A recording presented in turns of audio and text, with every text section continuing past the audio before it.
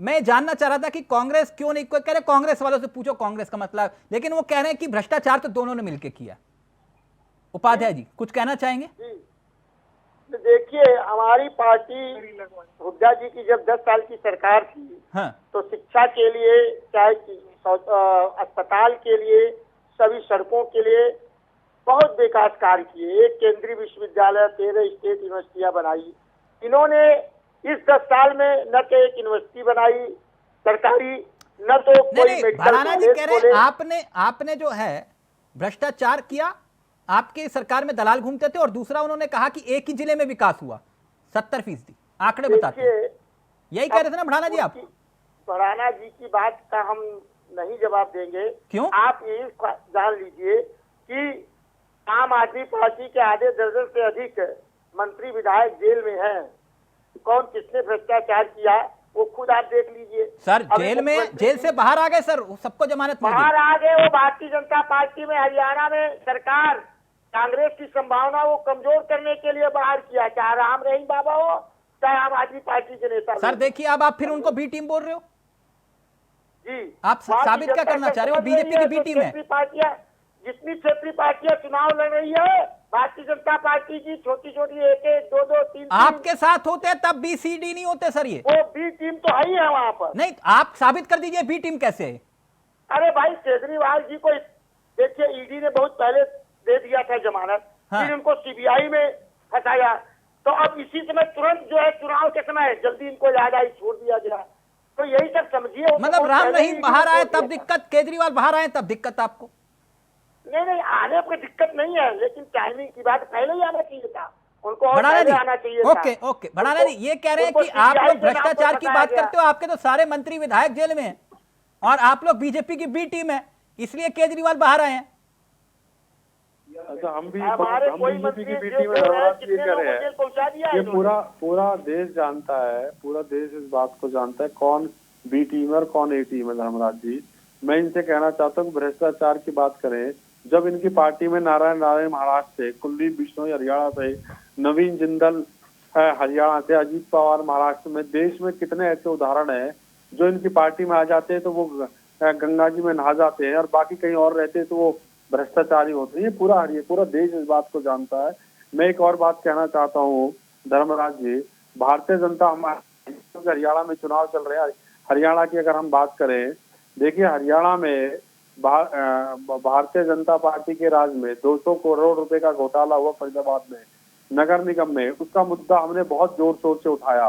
Congress party ने एक भी स्टेटमेंट उस पर दिखा दे कि इनके प्रदेश के जिले के नेताओं का एक भी स्टेटमेंट हो, क्योंकि 10 साल के शासन में जो बीजेपी ने किया उनमें ए और बी का काम किसी ने किया तो वो कांग्रेस ने किया, और 10 साल के पिछले शासन में अगर किसी ने काम किया ए बी का तो उसको बीजेपी के साथ मिलकर, कांग्रेस की सरकार से बीजेपी ने मिल गया। आम आदमी पार्टी ने जो पिछले 5 सालों में संघर्ष किया, चाहे किसानों की बात हो, चाहे युवाओं की बात हो, चाहे की बात हो, सबसे ज्यादा मुद्दे हम लोगों ने समझ में नहीं आ रहा कौन ए टीम है कौन बी टीम है, ये समझ में नहीं आ रहा। अरे जनता समझ रही है जिसको वोट देना है। आप बताइए कि पिछले कई चुनाव में आम आदमी पार्टी ने कितनी वोट पाई थी वहां पर, और लोकसभा चुनाव में ठीक है हम लोग मिलकर लड़े, लेकिन उतना सफलता का प्रतिशत नहीं रहा है। पंजाब मतलब दिल्ली में आप ही के तो पैरों तले जमीन खींची ना इन्होंने, पंजाब में भी आप इनको बार बार राजनीतिक हैसियत की याद दिलाते हो। आपके सर सत्ता से बेदखल आपको किया, आप आम आदमी पार्टी को राजनीतिक हैसियत याद दिलाते हो, सत्ता से बेदखल दिल्ली में आपको किया इन्होंने, पंजाब को आपको किया। ठीक है, जनता ने बेदखल किया, कोई पार्टी नहीं बेदखल की, तभी ना वहां पर मुख्यमंत्री रोज बदले जा रहे हैं। तो फिर बार बार आप ये बार बार बीजेपी की बी टीम क्यों बोलते हैं आम आदमी पार्टी को? देखिए, सरकार कई मामलों पर इनका जो है वो दिखाई देता है कि सत्ता के दबाव में ये रहते हैं। ठीक है, जब चुनाव होता है, कांग्रेस पर वार करना हो तब उठ कर आ जाएंगे, जहां पर चुनाव लड़ना हो। अब जैसे आम आदमी पार्टी, जैसे हमारे भाई कह रहे प्रवक्ता जी, और हरियाणा में तो हमने भाई उनको काफी मौका दिया था, लेकिन उतना वोट प्रतिशत नहीं मिला जितना मिलना चाहिए था। तो हरियाणा में केवल बीजेपी और कांग्रेस का ही चुनाव है। हम तो कह रहे हैं बीजेपी भी नहीं है, राकेश केवल एकमात्र कांग्रेस दिखाई दे रही है। जल्दी से फिर पवन जी आपके पास आ रहा हूँ। वहाँ केवल कांग्रेस ही कांग्रेस है हरियाणा में। हम 80 सीट जीत रहे हैं, बाकी अरे 10 तुम सीट तो में लो मेरे सब भाई, निकल 80 जाएंगे। सीटें तो कभी आपने जीतनी, सुन लो मेरी बात मेरे भाई। मैं तिलक जी, मैं इनसे पूछना चाहता हूँ इनकी जनरल नॉलेज के लिए। मुझे लगता है कांग्रेस के हरियाणा के प्रवक्ता नहीं है। अभी इनसे हमारे इंडिया गठबंधन में हमारा वो था, लोकसभा हम मिलकर चुनाव लड़ रहे थे। इनसे पूछो कि 5 लोकसभा की जो सीटें जीते हैं वो किसके रहमो करम पे जीते हैं? वो आम आदमी पार्टी के रहमो करम पे जीते हैं, क्योंकि इनके पास अरे तो भैया, 4 आप ये सीट किसके जीत बदल गए गए। होते। अरे ये सीट भाई, आपको भी तो मैंने दिया आपके गया बीच था। में नहीं बोला, मैं आपके बीच में नहीं बोला, आप सुन लो पहले। अब हमने तो कुछ कहा नहीं, हम तो अपना गठबंधन मानते हैं भैया। अरे सुन तो लो मेरे भाई, 4 प्रदेश अध्यक्ष आपके बदल गए, संगठन नाम की आपके पास कोई चीज है नहीं। आम आदमी पार्टी का संगठन था, 40,000 लोग संगठन से जुड़े हुए हैं। आपने हमारे कंधे में धर के बंदूक चलाई, पिछली बार बंदूक चलाई और 5 लोकसभा जीत गए। पिछले 2014 में आप चुनाव लड़े थे, तिलक जी, 5 की 5 लोकसभा, 10 की 10 लोकसभा ये हार गए थे और जमानत जब्त हो गई थी इनकी लोकसभाओं में। ये बात करते हैं कांग्रेस, बात करते हैं हमारी। अगर हमारे इनके साथ ना होते तो इनका इस बार भी 10 की 2 लोकसभा ये हार जाते। दूसरी बात मैं इनकी जनरल नॉलेज के लिए बता दूं कि हरियाणा में तीसरे नंबर की पार्टी है आम आदमी पार्टी, क्योंकि हरियाणा में 30 लोकसभा में तीसरे नंबर पे वोट हमने ली थी और देश में भी तीसरे नंबर की पार्टी है। पिछली बार विधानसभा का आंकड़ा क्या था बढ़ाना जी? थोड़ा सा ज्ञानवर्धन करिएगा। किससे?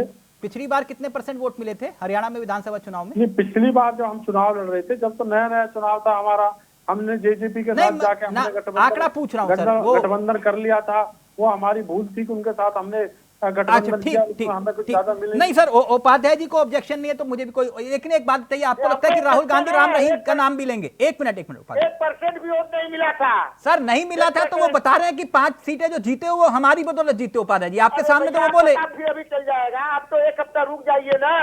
दिल्ली में तो 100 सीट नहीं मिली, हमारे वहाँ प्रदेश में तो विरोध कर रहा था, बल्कि अकेले चुनाव लड़े होते तो हमको 103-4 सीट मिल गई होती। अरे हम नहीं गए थे इसके तुम्हारे वजह पास। से गठबंधन करने से अरे तुम गए थे हमारे पास, इनके मंत्री और आदि नहीं, भड़ाना जी आदि का आरोप लगा, उसका भी प्रभाव रहा पता है जनता पर। भड़ाना जी कह रहे हैं कि तुम लोग आए थे, हम नहीं आए थे। हम नहीं गए थे तुम्हारे पास, तुम आए थे। और कुरुक्षेत्र में भी हम जीत जाते अगर तुम हमारे तुम पीठ में छुरा ना घोंपते। तुम्हारा सारा संगठन तुम्हारी युवराज को जिताने चला गया था और आम आदमी पार्टी का एक कार्यकर्ता, एक गठबंधन होता है तो गठबंधन जब होता है तो गठबंधन धर्म का पालन किया जाता है, उसमें दोनों लोग की आवश्यकता होती है। आपके लोग कहाँ चले गए थे कुरुक्षेत्र में? आपके सारे लोग जब आप कांग्रेस पार्टी को निशाने पे लिया तो मैं आपको बात कह रहा हूँ, नहीं तो मैं तो नहीं बोलता था। मैं तो आपको अपना गठबंधन का साथी राष्ट्रीय स्तर पर मानता था।